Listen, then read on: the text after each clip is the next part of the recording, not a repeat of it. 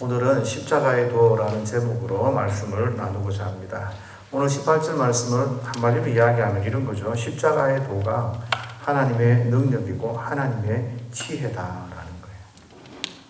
너무나 당연한 이 말씀 거죠. 왜 바울이 하나님의 능력, 하나님의 지혜에 대해서 이런 식으로 표현했을까? 저와 여러분들이 한 번쯤은 고민하고 생각해 보셔야 합니다.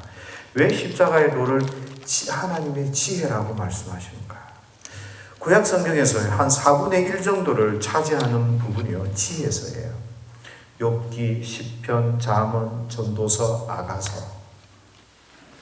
유대교에서는 지혜 문학이라고 해서요, 욥기, 시편, 잠언, 전도서 이렇게 성문서에 속한 부분들을 이야기를 할 수 있습니다. 우리는 이렇게 구약 성경에 나타나는 지혜서, 그 지혜서의 중심 주제는 지혜. 하나님의 지혜가 어떠신지, 또 하나님께서 우리 삶 가운데 어떤 지혜를 통해서 하나님의 뜻을 쫓아가고 살아갈 것을 원하시는지, 이런 것들이 기록이 되어져 있는데 양이 굉장히 많단 말이죠. 그래서 오늘 주제와 지혜에서는 어떤 관계가 있을 것이고, 십자가의 도가 지혜가라는 것과 어떤 연관성이 있는지, 이런 부분들을 저와 여러분들이 한 번쯤 고민을 해보시면 좋겠습니다.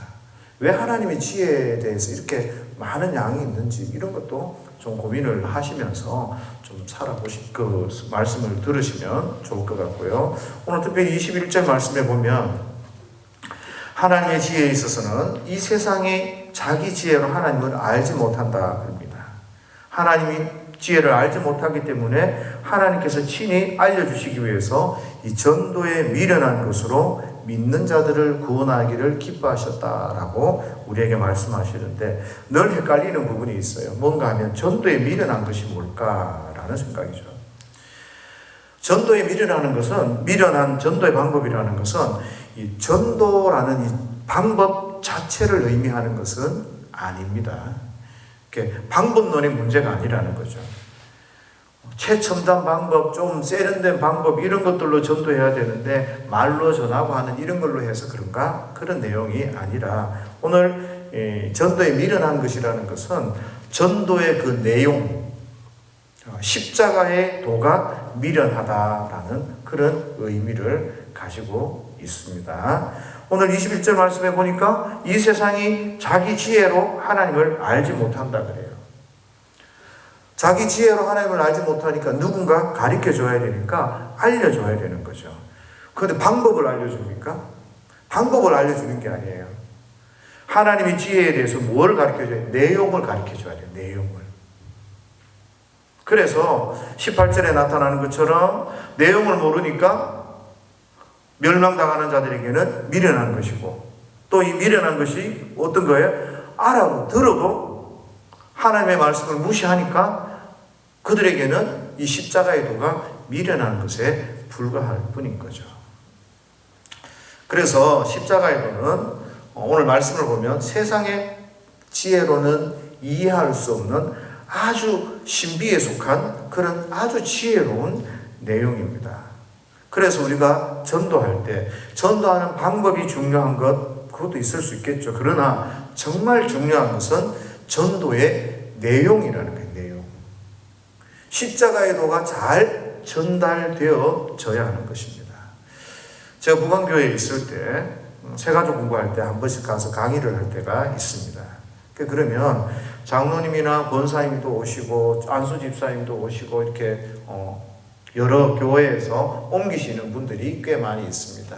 먼 지역에서 다시 오시는 분들도 있고. 그런데 그런 강의를 이렇게 하고 말씀을 나누는 가운데 간혹 가다가 이런 분들이 계셔요. 저는 이런 내용은 처음 들어봤습니다. 그리고 또 이렇게 공부하는 거는 저 처음입니다. 이렇게 이야기를 하셔요. 그런데 저희들이 새가족 공부에서 가리키는 내용이 그렇게 어려운 내용이 아닙니다. 여러분들 다 아시는 것처럼 하나님은 어떤 분이신가, 예수님은 어떤 분이신가, 교회란 무엇인가, 그리고 담임 목사님과 함께, 이런 내용이에요. 가장 기초적인 내용인데 장로님 되시는 분들이 이런 것들을 못 들었다라고 할 때마다 굉장히 좀 당황스럽죠. 왜 그런가 하면 안 들었을 리가 없어요. 그런 시간이 없을 수는 있어요. 교회가 작아서 그렇게 모여서 성경 공부를 한 그런 경험은 없을 수 있지만 그 내용은 반드시 들었거든요. 좀 바꿔서 이야기하면 교회는 열심히 다녔는데 우리가 십자가의 도 그 내용을 제대로 파악하지 못하고 있었던 것 아닌가라는 이런 생각을 해보게 됩니다. 그래서 저와 여러분들이 설교를 이렇게 들으시면서 한 번만에 쫙 설명하는 건 아니지만 설교를 들으시면서 하나님이 어떤 분이신지 고민을 좀 하셔야 됩니다. 또 여러분들끼리 성경 공부를 하시면서 예수님은 어떤 분이신지 그리고 교회는 어떤 곳인지 이런 것들을 자꾸 정리를 하시면서 내가 알고 있는 이 십자가의 도는 어떤 것이고 성경이 이야기하는 십자가의 도가 어떤 것인지 좀 잘 정리하실 수 있으면 좋을 것 같습니다. 계속해서 쭉 22절 말씀부터 이게 보게 되면요, 유대인들은 오랜 역사 가운데 하나님의 은혜와 하나님의 기적을 많이 경험했어요. 그러다 보니까 이분들이 누군가를 만나고 또 어떤 하나님의 징조가 있을 때마다 표적을 굉장히 많이 구하는 그런 것 같아요. 그래서 예수님께서 오신 그 당시에도 어떻게 해요? 예수님이 메시아된 표적을 보여라, 이적을 보여라 자꾸 구합니다. 당시 헬라인도 마찬가지인 것 같습니다. 지혜를 추구하는 사람들, 광장에서 철학을 논하고 그런 어떤 민족적 문화들이 있었던 것 같아요. 그런데 23절에 보면 이런 사람들 있잖아요. 유대인과 헬라인 이런 사람들에게는 십자가의 도가 거리끼고 미련하게 보이는 거예요. 헬라 사람들에게 있어서 자기들의 그 고상한 철학적 지혜 가치가 않는 거예요. 십자가의 도가. 이상하거든요. 좀 우스꽝스럽기도 하고 메시아가 와서 구원자가 와서 십자가에 죽었답니다. 그리고 3일 만에 부활하고 온 인류를 구원한다는 그런 허무맹랑한 이해가 안 되는 그런 이야기를 하고 있는 거죠. 그러니 헬라 사람들이 보기에는 조금 이상하다라는 생각을 합니다. 심지어 유대인도 마찬가지죠. 예수님을 십자가에 못 박아 죽였던 그 유대인들도 그들에게는 예수님의 이 이야기, 예수님의 그 사건이 거침돌이 되고 문제가 많다, 거리끼는 그런 이야기가 됩니다. 끊임없이 힘들고 어려운 그 정치적 상황 가운데서 메시아를 기다리고 기다렸습니다. 그때 놀라운 청년 예수가 일어났습니다. 예수님이 너무나 큰 기적을 일으키고 가난하고 병든 자들을 고치고 새롭게 하는 그런 모습들을 보면서 이분이 정말 메시아인 줄 알았습니다. 그래서 5,000명이 떡과 고기를 먹고 난 뒤에는 왕으로 삼으려고, 그리고 예수님을 계속 따라다니면서 그렇게 예수님을 왕으로 삼고 메시아인 줄 알고 따라갔습니다. 그런데 예수님은 정치를 잘 못하시거든요. 무슨 말인가 하면 이쯤 되면 유명한 사람과 손을 잡거나 아니면 당을 만들거나 아니면 독립을 위해서 자기의 힘을 나타낼 수 있는 그런 뭔가 힘쓸 수 있는 그런 일들을 해야 되는데 예수님은 여전히 뭘 해요? 가난한 사람들, 불쌍한 사람들이나 돌보고 가만히 보니까 착한 것 같고 선한 일을 하는 것 같은데 별 볼 일 없거든요. 이 사람 믿고 따라가다가는 큰일 나겠거든요. 거침돌이 되는 거예요. 거리낌이 되는 거죠. 믿고 맡기기에는 그렇고 그렇지 않기에는 힘이 있고 능력이 있는 것 같고. 그런데 놀라운 것은요, 그렇게 별 볼 일 없는 사람 것 같고 거침이 되고 이해가 안 되고 우스꽝스러웠던 이 예수 그리스도의 이 이야기를 전도받아서 하나님을 믿게 된 사람들에게는 유대인이나 헬라인이나 그리스도는 하나님의 능력이 되고 하나님의 지혜가 된다라는 사실을 깨닫게 되는 거예요. 그 허무맹랑했던 그 이야기가 내가 뭔가 받아들이고 따라가게 된 인생을 걸기에는 부족해 보였던 그가 하나님의 능력으로 나타나고 하나님의 지혜로 나타난다는 거죠. 이 십자가의 도가 저와 여러분들에게 깨달아지지 않으면 참된 신자가 아닐 수 있어요. 정말 하나님의 십자가의 도를 저와 여러분들이 깨닫고 있는지 고민을 좀 해봐야 된다는 거죠. 저와 여러분들이 신앙생활을 하면서 하나님의 사랑을 많이 받아요. 많이 느낍니다. 그런데 하나님의 능력이 되고 하나님의 지혜가 된다. 내가 십자가를 붙들고 주님 따라가는 이것이 하나님의 능력이 나타난다. 이런 것들이 깨달아지지 않으면 사실 십자가의 도를 잘 모르는 것이라고 생각해도 될 것 같아요. 어쨌든 십자가의 도를 깨달으면 하나님의 이 십자가의 도가 하나님의 능력이고 하나님의 지혜라는 사실들이 우리 속에 반드시 드러나고 나타납니다. 그러면서 고린도 교회 그 당시 바울이 편지를 보냈던 그 고린도 교회에 구원받은 사람들 중에서는 이 십자가의 도와 십자가의 능력을 깨달은 사람들이 있었어요. 그런데 그 가운데서 이 사람들 중에 지혜가 있고 문벌이 좋고 능력이 있고 막 이런 사람들이 전혀 없지는 않았지만 그렇다고 해서 많지 않았다는 거예요. 그러니까 우리 그만 못 살고 못 배우고 가난하고 힘들고 어려운 사람들 아니냐, 이렇게 이야기를 하는 거죠. 사실 똑똑한 사람들이 기독교를 이용하려고 하는 사람은 굉장히 많습니다. 우리가 이제 민족운동을 하고 독립운동을 할 때도 마찬가지였고요. 그런데 그 내용을 받아들이는 것은 참 어려워하는 거죠. 왜?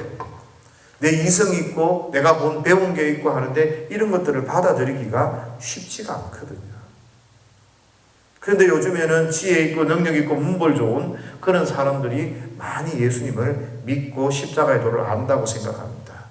옛날에는 안 그랬는데 지금은 똑똑한 사람이 예수님을 잘 믿는다는 거죠. 어떻게 보면 그 똑똑하신 분들이, 문벌이 좋은 분들이, 힘이 있는 분들이 잘 믿는다고 하면 정말 내가 십자가의 도를 알고 있는지 아니면 종교 생활을 하고 있는지 스스로 한번 확인을 좀 했으면 좋겠어요. 왜 그런가 하면 옛날이나 지금이나 사람이요, 자기 생각을 갖고 똑똑한 사람이 믿는 게 쉽지가 않아요. 소수는 맞을 것 같은데 이 다수는 좀 아닐 수 있겠다라는 그런 생각들을 좀 해보게 됩니다. 어쨌든 고린도 교회에 있어도 그 십자가의 능력을 알고 깨닫는 사람들은 조금 약한 사람들, 못 배운 사람들, 단순해서 고지못대로 믿는 사람들, 이런 사람들이 훨씬 더 많았던 것 같습니다. 그래서 27절에 그러나 하나님께서 우리가 이렇게 문벌도 좋지 않고 약하고 못 배우고 미련한 이런 사람들, 천하고 멸시받는 우리를 통해서 강한 것들을 부끄럽게 하고 세상을 부끄럽게 하려고 하는 것이다 라고 이야기를 하니까 너무 우리가 쉽게 생각하는 거죠. 공부 안 하고 가난하고 문벌이 좋지 않은 이런 사람 들어서 사용하시는 거, 그게 하나님의 지혜인가? 이렇게 쉽게 생각할 수 있는데 그런 이야기가 아닙니다. 그런 것은 하나님의 지혜도 하나님의 능력도 아니다 라는 것을 기억하셔야 됩니다. 결론적으로 말씀을 먼저 드리면 가난한 자든 약한 자든 있는 자든 강한 자든 누구든 십자가의 도를 깨닫고 아는 그 사람을 하나님께서 들어서 사용하시는 것이지, 가난하다고 사용하고 못 배웠다고 사용하고 장애가 있다고 사용하는 그런 것은 아닌 거죠. 그럼 부자라고 사용 안 하고, 아니에요. 부자든 누구든 십자가의 도를 깨달은 자, 그래서 하나님의 지혜와 하나님의 능력을 경험하고 주님 안에서 새롭게 되어지는 그 사람들을 들어서 하나님께서 사용하신다라는 것을 27절에서 말씀하고 있는 것입니다. 28절까지요. 그래서 저와 여러분들이 십자가의 도가 무엇인지 그냥 개괄적으로 한번 정리를 하면서 생각을 좀 해보면 좋을 것 같아요. 하나님이 인간을 창조하실 때는요, 얼마 전에 들었던 말씀처럼 특별한 하나님의 계획이 있었습니다. 특별히 골로새서 1장 15절에 보면 하나님께서 창조 사역을 일으키실 때요, 예수 그리스도를 머리로 해서, 먼저 나신 분에서요, 예수 그리스도를 머리로 해서, 그리고 예수 그리스도와 연결되어져서 모든 것이 창조되어졌다라고 설명을 하고 있습니다. 만물이 그리스도 안에서 창조되고, 그 말은 무슨 말입니까? 하나님이 창조하실 때 예수님과 연결해서 이 모든 것을 관계가 있게 해서 창조를 하셨다는 거예요. 그리스도로 말미암았고, 그리스도를 위해서 인간도 창조되고 만물도 창조되고, 이것이 바로 첫 창조의 이야기인 것입니다. 그러니까 창세기 1장 1절부터 나오는 그 모든 이야기 속에 예수 그리스도와 연관되어져서 예수님과 관련되어져서 창조 사역이 일어났다라고 골로새서에서 이야기를 하는 거죠. 말씀을 하는 거죠. 그래서 우리는 생각하기 이렇게 생각하잖아요. 옛날에 하나님 우리를 창조하셨는데 우리가 타락하고 나니까 예수님이 오셨다, 이렇게 착각하는데 그런 게 아니라는 거예요. 처음부터 예수 그리스도 안에서 창조의 작업들을 하셨다라는 겁니다. 피조물과 예수 그리스도는 떼어놓을래야 떼어놓을 수 없는 그런 관계가 있다라는 거예요. 그런 특별한 창조물이 저와 여러분입니다. 그 후에 사단이 아담과 하와를 유혹하게 되죠. 그 말은 다른 말로 하면 뭐예요? 우리와 그리스도를 떼어놓는 거죠. 그때 당시 아담과 하와는 예수 그리스도가 누구인지, 하나님은 누구인지, 사단이 누구인지 그런 것들을 잘 몰라요. 그래서 선악과를 보면서 나도 하나님처럼 되겠다, 나도 하나님을 벗어나서 내 자립심을 가지고 마음껏 살아보고 싶다, 그렇게 해서 범죄를 하게 되는 것입니다. 하나님께서 그 여인에게 어떤 약속을 주십니까? 창세기 3장 15절에 보면 그죠? 내 몸에서 난 후손이 뱀의 후손과 싸우고 원수가 되게 하고 이길 것이다. 하나님께서요, 다시 그 후손을 통해서 구원 역사를 일으키실 것을 약속해 주십니다. 그걸 걸어서 신학적으로 원시복음이다, 그렇게 이야기를 합니다. 그 이후에 이제 예수님 때가 되어 하나님의 약속대로 이 땅에 예수님이 오시는 거예요. 자, 처음 기억합시다. 온 천지 만물이 누구와 연결이 되어 있다고요? 예수 그리스도와 창조할 때부터 연결이 되어졌어요. 그래서 예수님이 오셔서 그 모든 것을 회복하시는 거예요.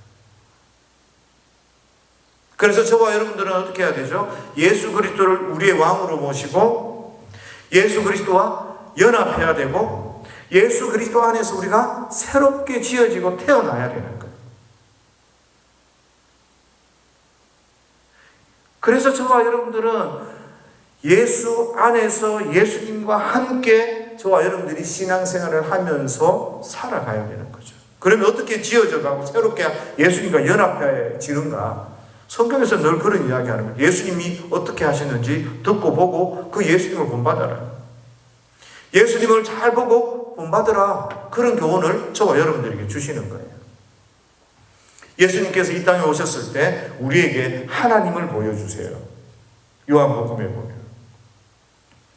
예수님을 통해서 하나님이 어떤 분이신지, 하나님께서 우리와 어떤 관계에 있는지 그런 것들을 배우고 깨달으면서 저와 여러분들이 예수 그리스도 안에서 새로운 피조물로 하나님을 배우고 하나님 앞에 지혜로운 사람으로 바뀌어져 가는 겁니다.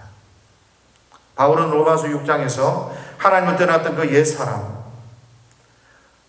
그리스도와 분리되어졌던 그 옛사람이 이제 예수 그리스도와 함께 연합해서 다시 죽고 예수 그리스도와 함께 부활해서 다시 태어난다, 다시 살아난다, 그렇게 우리에게 말씀하시는 거죠. 왜 예수 그리스도와 연합해야 되는가? 처음부터 저와 여러분들은 창조 때부터 예수님과 연결되어져 있었기 때문에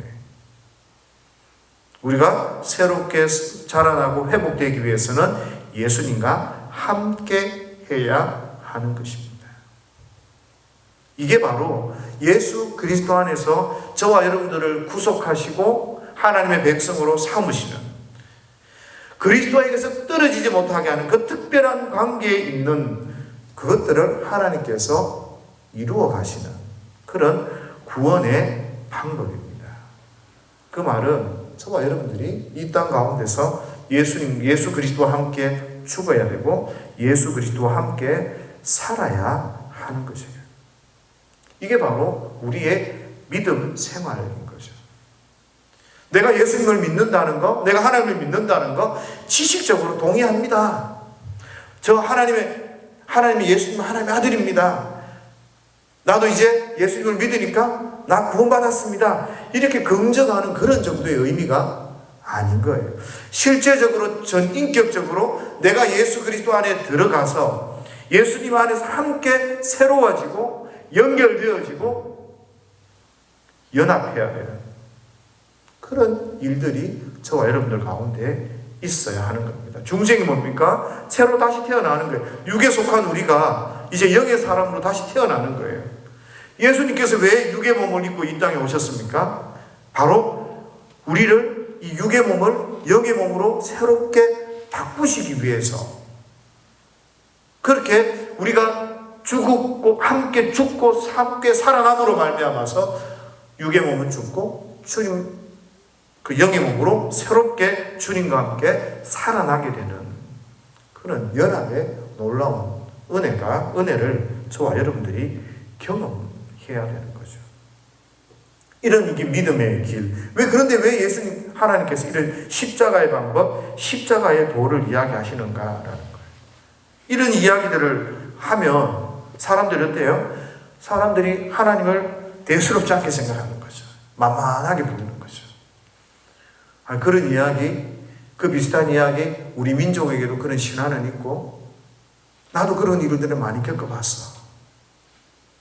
그거 대단치도 않네. 이렇게 이야기하는 거예요.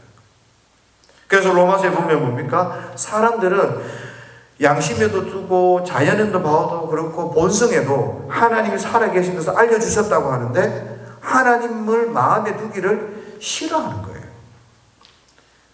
좀 깨닫는 것 같고 아는 것 같지만 이런 십자가의 방법이 뭐 중요해? 이런 생각을 하는 거죠. 그런데 놀라운 것은요, 내가 하나님을 밀어내고 하나님이 없다라고 생각하고 그렇게 대수롭지 않게 생각을 하는데 인생을 살아보면 어때요?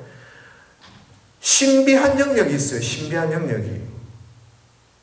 무슨 이야기인가 하면 내 마음대로 안 되는 것도 있고 내가 감당하고 내가 경험하지 못하는 그런 일들을 저와 여러분들이 경험하게 돼요. 우리 삶 가운데 이해할 수 없는, 이해하지 못하는 그런 일들이 우리 속에 일어나고 나타난다는 거죠. 그 문제를 가지고 과학자도 자연적으로, 이성적으로 바라보고 해석을 하려고 그러고 해도 이해가 안 되는, 설명할 수 없는, 하나님 살아계신다. 이 무신론자들도 하나님을 인정하지 않을 수 없는, 신의 존재를 인정하지 않을 수 없는 그런 일들이 우리 가운데 있어요. 개인적으로도 많은 그런 일들을 경험하지 않습니까? 하나님이 이렇게 해서 나를 부르시고 하나님께서 이렇게 이런 일들을 통해서 하나님이 없다라고는 말 못하는. 그래서 사실은 종교가 우리 사람이 존재하는 한은 없어지지 않을 것 같아요. 계속해서 이런 신비한 일들, 사람의 이성과 지성 이런 것들을 두고도 이해할 수 없는 그런 부분들이 있게 되는 거죠. 사람들이 그러면서 지혜로워져 가는 거죠.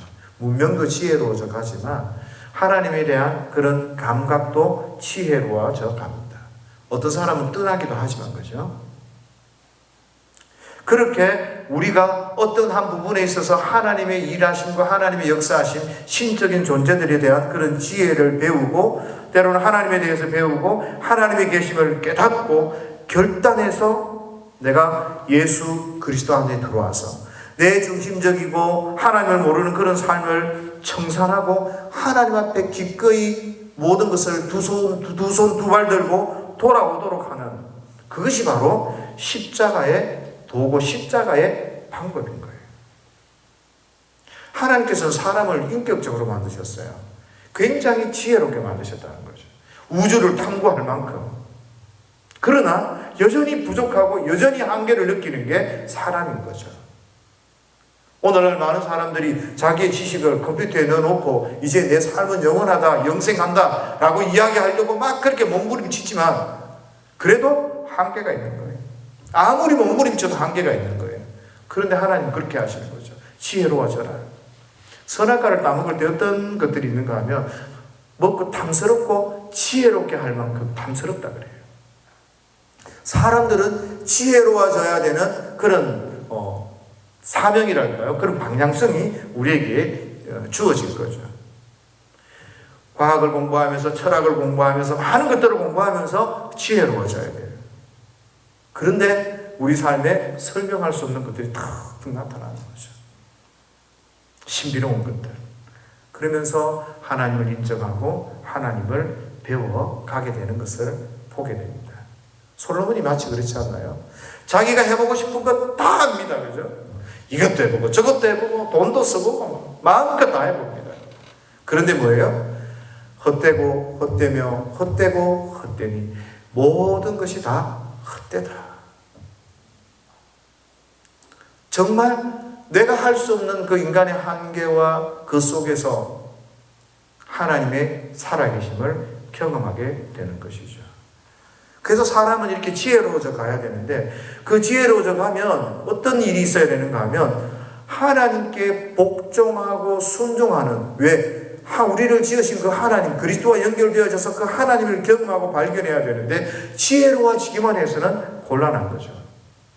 세상적으로 지혜로워지기만 하면 하나님을 떠나버립니다. 그런데 하나님은요, 우리가 지혜로워지기도 하지만 그 지혜 가운데서 우리가 하나님 앞에 복종시키는 것, 그게 바로 십자가의 도고 하나님의 지혜의 방법인 거예요. 무슨 이야기인가 하면 이런 거예요. 하나님께서 우리를 로봇같이 강제적으로다가 막 두말할 필요 없다, 내 말 들어, 이런 게 아니라는 거예요. 우리에게 자유도 주세요. 공부할 수 있는 지혜도 주세요. 판단할 수 있는 능력도 주세요. 그리고 그 모든 것들을 사용해서 하나님이 가장 위대하십니다. 하나님께로 돌아오게 하는 그 능력이 바로 십자가의 도라는 거예요. 우리에게 수많은 사람들이 수많은 말을 하고 수많은 지식을 가지고 수많은 생각을 가지고 그렇게 이야기하면 사람들은 복잡해요. 이것도 안 되고 저것도 안 되고 자기 마음대로 하니까 너무 힘들어요. 그런데 하나님은 그 가운데서 하나님의 은혜를 주셔서 하나님을 바라보게 하고 하나님 앞에 돌아오게 하는 그 능력이 바로 십자가의 도라는 거죠. 하나님 앞에 섰을 때 자기의 무지함을, 자기의 능력을, 자기의 한계를 깨닫게 됩니다. 그리고 나는 하나님 앞에 아무것도 아닙니다. 하나님이 나의 왕이십니다. 그렇게 하나님 앞에 받아들이는 것, 그게 바로 십자가의 도인 거죠. 똑똑하고 훌륭한 사람들이 왜 그 사람들이 돌아왔겠습니까? 한번 보면 모든 것을 기억하는 그 사람들이 가진 그 마음껏 사용할 수 있는 그 사람들이 왜 겸손하게 와서 교회에 와서 한마디 말도 안 하고 헌금만 하고 저는 순종만 하겠습니다 이렇게 하고 살겠습니까? 그분들은 하나님을 경험한 거예요. 하나님을 만난 거예요. 자기 한계를 느끼면서. 이런 것들을 정말 또 경험한 분 중에 한 분이 바울이잖아요. 바울은 학문이 굉장히 뛰어났습니다. 처음에 예수님이 막 기적을 일으키고 하고 다녔을 때 예수님을 안 믿었어요. 그래, 귀신 쫓아나는 거 사람도 그렇게 할 수 있어. 이렇게 생각하지 않았겠어요?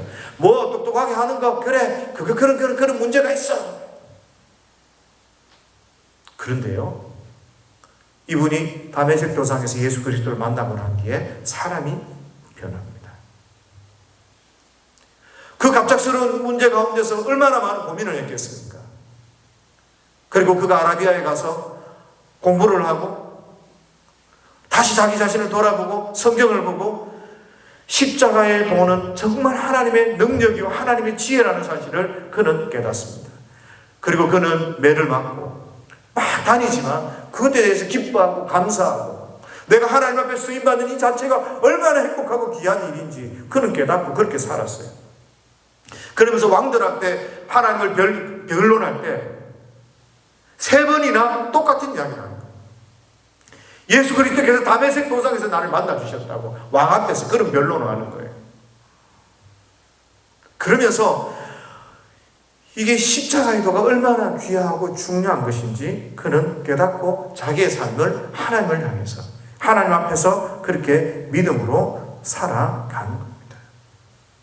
십자가의 도가 그렇게 사람 인생을 뒤바뀌어 놓고 놀랍고 능력 있는 것이지만 어떤 사람은 많은 사람들이 그 십자가의 도를 제대로 깨닫지 못하니까 따라가지 않는 거죠. 그래서 바울이 이야기하는 게 약한 사람, 멸시받는 사람, 이런 사람들, 천한 사람들이 강한 사람들을 부끄럽게 하고 지혜 있는 자를 부끄럽게 한다는 이 말은 공부한 사람, 그런 사람들만 깨닫는 거 아니라니까. 똑똑한 사람 누구냐? 없다. 누구든 십자가의 도를 깨달아야 한다. 가난하든 약하든 돈이 있든 없든 십자가의 도를 깨닫고 하나님의 은혜 가운데 들어와서 그렇게 변화되어지고 그렇게 하나님 앞에 살아야, 그래야 그 속에서 하나님 앞에 믿음으로 살아내고 하나님의 자녀로서의 삶을 살아가게 되는 거죠. 그래서 저와 여러분들이 그런 거예요. 십자가의 도가 무엇인지, 우리가 주님 앞에서 하나님의 사람으로 하나님의 백성으로 살아간다는 게 어떤 것인지, 그것을 저와 여러분들이 배우고 깨달아야 되는 거예요. 그 예수님을 보면 어떻게 합니까? 십자가에서 죽으라 그래요. 네가 죽어라, 십자가에서. 빌립보서 2장에 뭐라고 되어 있습니까? 예수님께서 하나님과 동등되시지만 십자가에 달려 돌아가시고 자기를 낮추셨어요. 죽으셨어요.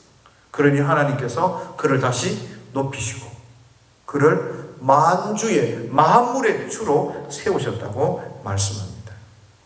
저와 여러분들도 그 주님과 연결되어져서 회복되어져서 그 안에서 죽으면 우리가 새롭게 지음을 받고 하나님의 능력을 경험하고 하나님의 지혜를 경험하게 되는 거죠. 우리가 새롭게 지어지면, 우리가 예수 그리스도 안에 있으면 하나님의 은혜와 능력이 무엇인지 체험하게 된다는 거예요. 많은 간증들 속에 그런 거 있지 않습니까? 절벽 위에 서서 뛰어내려라, 뛰어내려라, 십자가에 죽어라, 죽어야 그제서야 주의 능력이, 그리스도의 능력이 저와 여러분들에게 드러나고 나타나는 거죠. 지식적으로 긍정적으로 알아요. 주님 날 사랑하는 거 알아요. 예, 기도하면 되는 거 알아요. 이게 아니에요. 기도하고 낮아지고 죽어요. 그러면 그 놀라운, 바울이 경험했던 그런 놀라운 하나님의 은혜들을 경험하게 된다는 거죠. 그래서 그 위에 뒤에 이렇게 보면 주 안에서 자랑하라고 해서 30절인가요? 보면 그죠? 주 안에서 자랑하라고 그래요. 세상 우리가 살아가는 이 땅 가운데서 누가 우리를 새롭게 하고 그리스도와 연결시키고, 누가 하나님을 깨닫거나 알게 하고, 우리는 어떤 것들이 우리를 거룩하게 하고 어떤 것들이 우리를 의롭게 해줄 수 있는 그런 학문, 그런 것들이 세상에 어디 있습니까? 없죠. 사람을 새롭게 만들고 주님의 백성으로 세우고 그리스도와 연결시키는 것은 바로 십자가의 도밖에 없다는 거예요. 그래서 누구든지 하나님을 경험하고 십자가 앞에 서면 사람이 바뀌는 거예요. 나 20년 예수 믿었는데 20년 아니라 2만 년을 예수 믿어도 안 달라지고 안 바뀌면, 주님과 연결되지 않으면 그 안 믿는 사람이라는 거, 안 믿는 사람이에요. 변화의 속도는 조금 있을 수 있어요. 조금 천천히 바뀔 수 있어요. 못 깨달아서 조금 막 지체될 수 있어요. 그러나 안 바뀌면 안 된다는 거예요. 그러니까 바울은 어떻게 해요?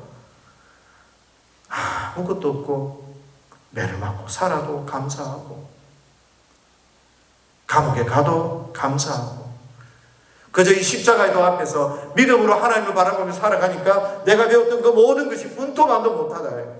내가 사랑했던 그 모든 것들, 누렸던 그 모든 것들이 아무것도 아니다. 왜요? 십자가의 도를 아니까. 그래서 저와 여러분들은 예수 그리스도로 말미암아서 예수님의 그 십자가의 은혜로 말미암아서 힘을 얻고 그 십자가 앞에서 저와 여러분들이 날마다 설 수 있어야 돼요. 그래야 진짜 성도가 되고 진짜 예수생이가 되는 거예요. 그래야 그 삶 속에서 믿음으로 기도하고 믿음으로 주 앞에 순종하고 나아갈 때 승리가 있는 거예요. 그런 한 주가 되시기를 예수님의 이름으로 축복합니다.